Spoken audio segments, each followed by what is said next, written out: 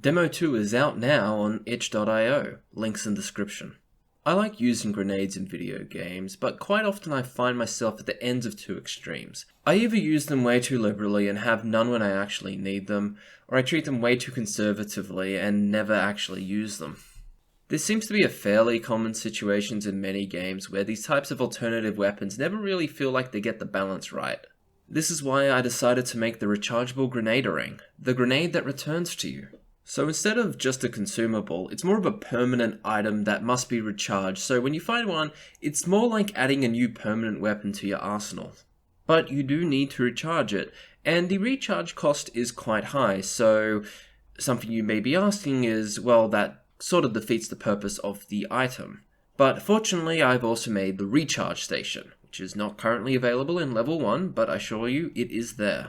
The recharge station, in addition to topping off your energy, will also recharge any uncharged grenaderains in your inventory. The entire point of this is to make sure that people don't become a grenade hoarder, but also make them feel a little bit more comfortable playing with their energy bar. I intend on making weapons around this philosophy, as I really dislike how often I don't use consumables in video games. So now that we've gone over one of my major gaming gripes, let's go over a major gripe that people had with my initial demo. One of the things I read with the initial feedback was that multiple people struggled with the tutorial, and this is a bit of a problem, as since for AAA games, people will probably tolerate up to 2 hours before they completely give up on a game. Now, for small indie devs, you're lucky if people give you 5 minutes. And what this means is that a lot of people did not complete the demo. So I decided to do a little revamp of the starting area. The goals were 2 primary things. Number 1, establish a better atmosphere. Number 2, make sure that the player doesn't get stuck. For atmosphere, you now spawn downstairs with the area sort of ripped apart by something. I haven't added in that something yet, but I do fully intend to at a future date. For the moment, it's clear that things are not good, with the office mostly being torn apart. Now, I do believe that people getting stuck was primarily due to the added frustration of the light costing energy, but I did have a complaint where someone didn't work out the climb mechanic, and I had multiple complaints of people not being able to find the hammer. With the player now spawning downstairs, the hope is to teach the player about climbing in a much more forceful way. I do want the player to work it out on their own, but if they take too long, then they are just being told how to do the puzzle. I'm a big believer that if players can't get past your tutorial, it's your fault, with some extreme exceptions.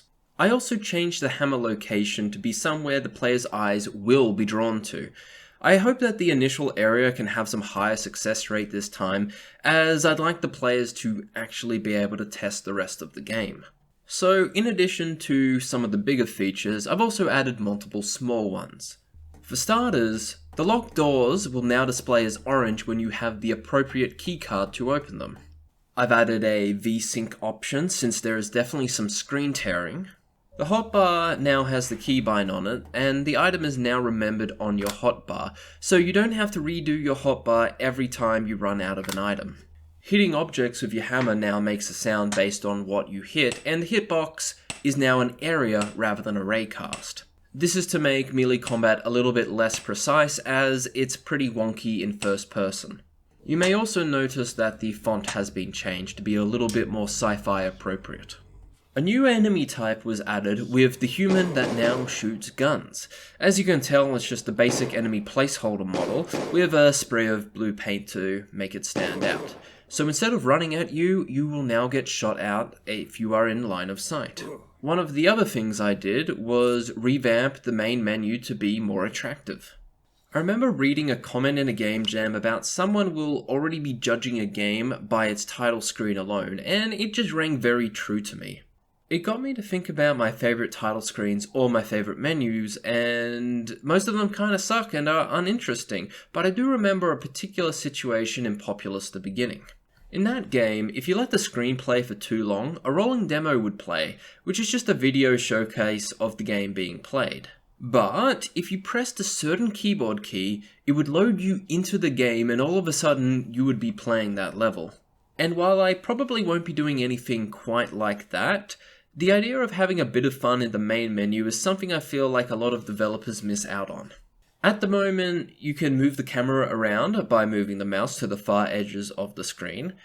In the option menu, you can see how FOV and mouse sensitivity would work when you change the settings. I also want to add a couple more Easter eggs and interactables, but for now this is what I have. Otherwise, the big major content update, which will be the engineering level, is still in development. This one's going to take a bit more time, and I'll update you on the progress once it's ready. And that is the end of the devlog. Thanks for watching, like, comment, and subscribe, and if you haven't played the demo before, please play it and leave some feedback. Links are in the description, and who knows, maybe something you suggest will end up in the next devlog.